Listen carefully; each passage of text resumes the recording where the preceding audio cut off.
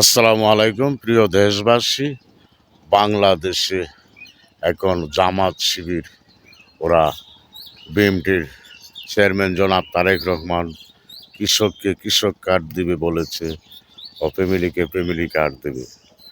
তো একজন ফ্যামিলির মধ্যে মা হোক বা পরিবারের কেউ হোক, মেয়েরা যদি 2 থেকে 2,500 টাকা একটা ফ্যামিলি কার্ডে পায়, তারা সুন্দরভাবে শিশু বাচ্চাদেরকে বিভিন্ন কিছু খাওয়াইতে পারবে। সেটা সংসারের উপকার, ক্ষতি তো আর বলে নাই। আর তোমরা যে বলো তোমাদেরকে ভোট দিলে জান্নাতে যেতে পারবে, সেটা সত্য না। কাউকে ভোট দিয়ে জান্নাতে যেতে পারবে এমন কোনো কোরআন হাদিসে নেই। নির্বাচনের বা গণতন্ত্রের সাথে কোরআনের কোনো সম্পর্ক নেই। কোরআন ও বেহেশ দোজকের মালিক আল্লাহ, সব কিছুর মালিক আল্লাহ, হায়াত মুখ রিজিকের মালিক আল্লাহ, সব কিছুই মালিক আল্লাহ। যেটার মালিক মানুষ না সেটা তোমরা বলে বেড়াচ্ছ তোমাদেরকে ভোট দিলে জান্নাত পাবে। তোমরা মিথ্যাবাদী, তোমরা মিথ্যা কথা বলছো। আর তারেক রহমানকে বলছো মিথ্যা কথা বলছে, তা ধোঁকা দিচ্ছে জনগণকে। না, তারেক রহমানের বাবা প্রেসিডেন্ট জিয়াউর রহমান ও তিনবারের প্রধানমন্ত্রী বেগম খালেদা জিয়া কখনো মানুষকে ধোঁকা দেয় নাই, তারেক রহমানও ধোঁকা দেবে না।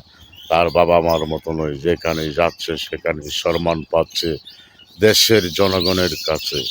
দেশের জনগণকে, জিয়া পরিবারকে সম্মান দেয় ও বাংলাদেশ জাতীয়তাবাদী দলকে ভালোবাসে। সেই জন্য দেশের জনগণ দানের শীষ প্রতীকে ভোট দিয়ে ওদেরকে জয়যুক্ত করে বাংলাদেশের শাসন করার বা বাংলাদেশকে শান্তিতে রাখার ক্ষমতা ওরা পেলে তারা বাংলাদেশের জনগণকে সঠিক পথ দেখাবার সুযোগ করে দিবে।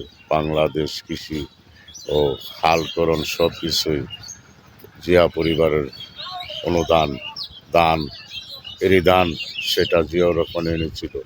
তো বাংলাদেশে যা কিছু করেছে জিয়া পরিবারের সকল জনগণের মঙ্গলের জন্য করেছে, অমঙ্গলের জন্য না। তোমাদের মতো ধোঁকা দেয় না বিএনপি। তোমরা তো ধোঁকাবাজ। এই জামাত শিবির 71-এর রাজাকার এখন হইলা তোমরা এই বাংলাদেশের নাফরমান। শুধু নাফরমান না, তোমরা হইলা অনেক সিরিকি করতেছো, তোমরা সিরিকিবাজ।